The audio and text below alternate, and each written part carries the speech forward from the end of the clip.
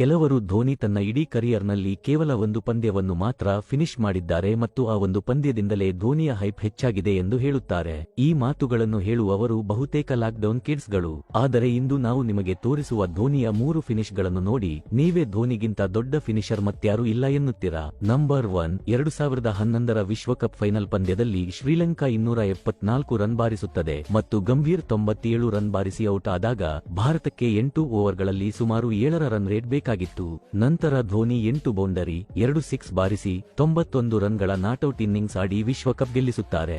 Number 2, ಏಕದಿನ ಸರಣಿಯ ಪಂದ್ಯದಲ್ಲಿ ಶ್ರೀಲಂಕಾ 298 ರನ್ ಬಾರಿಸುತ್ತದೆ. ನಂತರ ಚೇಸ್ ಮಾಡಲು ಹೋಗಿ ಸಚಿನ್ ಮೊದಲ ಓವರ್ನಲ್ಲಿ ಔಟ್ ಆಗುತ್ತಾರೆ. ಆದರೆ 3ನೇ ಕ್ರಮಾಂಕದಲ್ಲಿ ಬಂದ ಧೋನಿ ಒಬ್ಬ ಸೇನಾಪತಿಯಾಗಿ ನಿಂತು 183 ರನ್ಗಳ ನಾಟ್ಔಟ್ ಇನ್ನಿಂಗ್ಸ್ ಆಡುತ್ತಾರೆ.